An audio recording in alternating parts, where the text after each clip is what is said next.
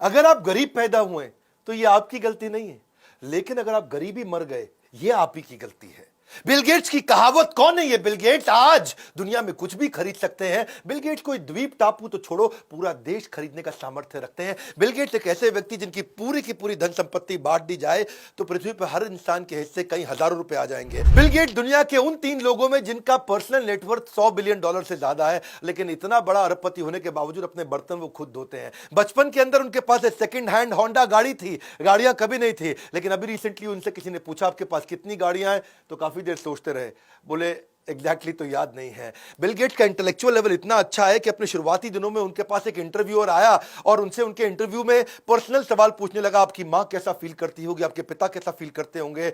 और जब उनसे ऐसे बड़े एवरेज क्वेश्चन पूछे तो उसने इतना गुस्से में, उसको तो कुछ बोले नहीं, खुद को बाथरूम में जाके बंद कर लिया। अंदर इतना इरिटेट हो गए, बाथरूम से निकले नहीं जब तक बेचारे उसने माफी नहीं मांग ली ना उस जर्नलिस्ट ने, तब तक बाहर नहीं आए। उनको एवरेज बातें पसंद नहीं, एक्सट्रीमली अपने ऊपर टफ रहते हैं, अपने एम्प्लॉयज के ऊपर भी बहुत रहते हैं। और ये कहते हैं कि स्टीव जॉब्स और मेरे में एक चीज कॉमन है कि हमें हमेशा एक्सीलेंस पसंद है और अपने कॉलीग और एम्प्लॉयज जो हमारे केवल एक्सटेंशन है, वही केवल कॉलीग्स एम्प्लॉयज वही हमारे एक्सटेंशन होते हैं जो हमारे बिहाफ पे काम कर सकते हैं। उनसे हाई क्वालिटी स्टैंडर्ड का डिमांड करना, स्टीव जॉब्स भी ऐसे ही थे, ये भी ऐसे ही थे। बिल गेट्स हायरिंग के मामले में बड़े, उनको क्या है कि वो कोई बहुत एक्सपीरियंस्ड आदमी नहीं चाहिए, उनको 2 चीजें देखते हैं, एक उनका पैशन हो कंप्यूटर को लेके, बस कंप्यूटर पर लगा रहे, दूसरा उसको कोडिंग आनी चाहिए, ज्यादा कुछ नहीं। क्योंकि वो कहते हैं कि ज्यादा एक्सपीरियंस्ड आदमी ले लो ना तो दिक्कत है कि वो अडेप्ट करता नहीं है, और फ्रेश माइंडसेट का हो तो वो अडेप्ट कर लेता है।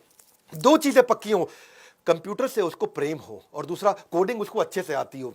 वो कहते हैं कि आलसी आदमी ढूंढ लो, आलसी आदमी को ले आओगे तो मुश्किल काम को करने का कोई आसान तरीका ढूंढ लेगा। चाइल्डहुड से इतने जीनियस थे, 15-16 घंटे रोज पढ़ा करते थे, और मां मेरी इनसे बड़ा नाराज हो जाती थी कि बिल गेट्स, जब भाई ऐसा है बिल, बच्चे बाहर जाके खेल ले, सारे बच्चे खेलते हैं, सब फिजिकल एक्टिविटी करते हैं, तू 15-15 घंटे पढ़ता है। बिल गेट्स मानते नहीं थे, उनको पढ़ने से कुछ एडिक्शन था, इतना पढ़ते थे इतना पढ़ते थे। एक दिन मां ने सोचा इसके कमरे की बिजली उड़ा देती हूं, और कमरे की पूरी बिजली उड़ा दी, और सोचा कि अब जब पंखा चलेगा ना लाइट चलेगा तो बेचारा सो जाएगा। लेकिन मां तो मां होती है, आधी रात को देखने आई कि बिना पंखे के बेचारा सो कैसे रहा है पसीने में, और आके देख के हैरान हो गई कि बिल गेट्स अकेला एक कोने में पसीने से तरबतर बैठा हुआ और टॉर्च लेकर के किताब पढ़ रहा है। उस दिन मां को बहुत शर्म आई, और उस दिन मां को समझ में आया कि मेरा बेटा साधारण बच्चा नहीं है, ये एक प्रोडिजी है। प्रोडिजी मतलब सुपर जीनियस, एक ऐसा बच्चा जो कि अननेचुरली बहुत ज्यादा जीनियस हो। उसके बाद से उन्होंने कभी किताब पढ़ने के लिए उनको रोका नहीं। 21 साल की उम्र में